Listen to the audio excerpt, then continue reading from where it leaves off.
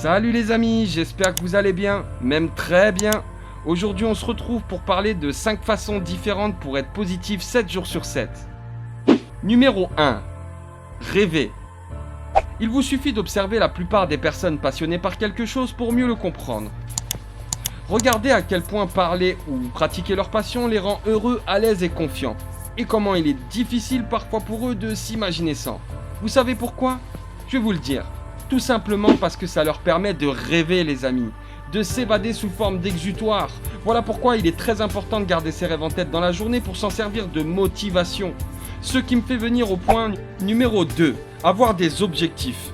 Indissociable du numéro 1, il est important que vous fixiez des objectifs bien précis autour de vos rêves, de les mettre par écrit sous forme de liste, puis de lire votre liste au moins une fois par jour.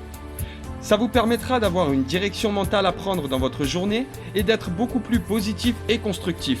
Car même si vous allez travailler dans un travail qui ne vous plaît pas, mais que vous savez que dans cette journée 10 € de votre salaire ira dans un voyage inscrit dans votre liste, vous verrez que votre journée sera déjà beaucoup moins difficile et beaucoup plus agréable.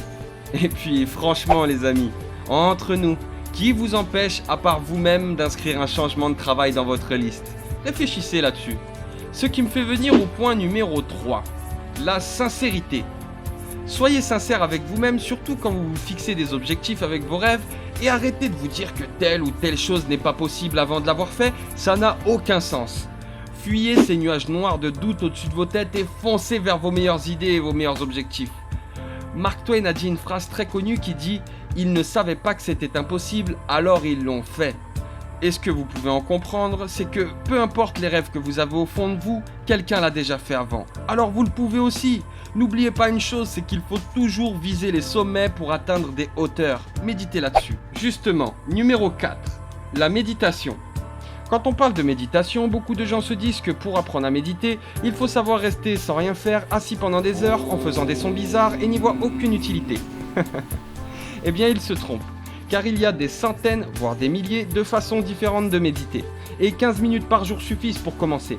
C'est pour ça que j'ai pris la décision d'offrir à ceux qui le souhaitent, juste en bas dans la barre de description, une séance pour commencer la méditation en 15 minutes. Et si je le fais, c'est pour que vous commenciez à vous intéresser à ces bienfaits, pour vous sentir beaucoup plus apaisé et sûr de vous dans votre quotidien.